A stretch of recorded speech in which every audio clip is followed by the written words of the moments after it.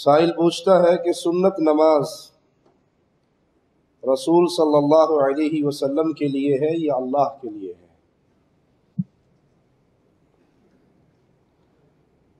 نماز اللہ کی عبادت ہے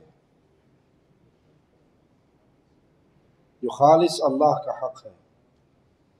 ان صلاتی و نسکی و محیای و مماتی، میری نماز، میری قربانی، میرا جینا، میرا مرنا للہ، خاص اللہ کے لیے۔ یہ نیت کرتے ہوئے جاہلوں کے ہاں مشہور ہے۔ پہلی بات تو وہ نیت he made in India Pakistan ہے۔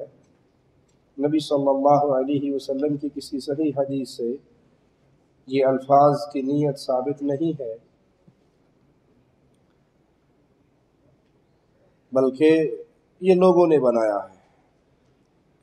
نماز ہر آدمی عربی زبان میں پڑھتا ہے، لیکن نیت ہر بندہ اپنی زبان میں کرتا ہے۔ ان نیت کے الفاظوں میں سے ایک لفظ یہ بھی ہے، جب انسان فرض پڑھتا ہے تو کہتا ہے کہ یہ فرض اللہ تعالیٰ کے لیے، سنت پڑھتا ہے تو سنت واسطے رسول اللہ کے۔ تو یہ غلط بات ہے۔ نماز فرض ہو یا نفل ہو، تمام کی تمام اللہ کے لیے پڑھی جاتی ہے۔ اگر کوئی فرض کا تارک ہے تو وہ بے نماز ہے، اگر کوئی فرض کا تارک ہے تو بے نماز ہے، اور اگر کوئی فرض ادا کر لیتا ہے تو اس پہ بے نماز کا فتویٰ نہیں لگے گا، صرف فرض پڑھتا ہے، نماز ہو گئی۔ سنتیں ادا کرتا ہے تو اجر و ثواب میں بہت زیادہ بلندی ہے، سنتیں چھوڑ دیتا ہے تو بد نصیب اور محروم ہے۔ قیامت کے دن فرائض کو تولا جائے گا،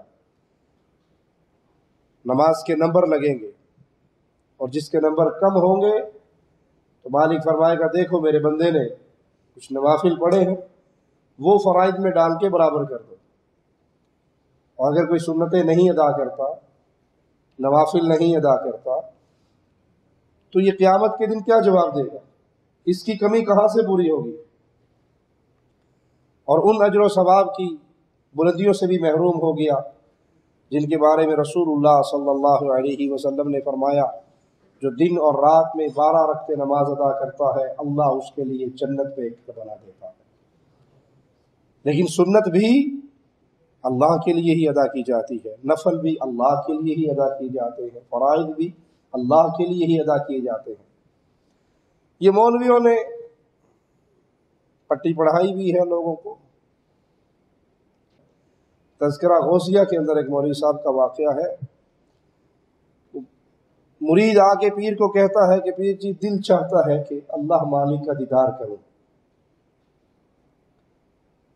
پیر کو چاہیے تھا کہ اسے سمجھاتا کہ دنیا کی آنکھ سے اللہ کا دیدار نہ رسول اللہ صلی اللہ علیہ وسلم نے کیا ہے، نہ موسیٰ علیہ السلام کی طلب کے اوپر ان کو کرایا گیا ہے، بلکہ حکم سنایا گیا لن ترانی، تو مجھے نہیں دیکھ سکتا۔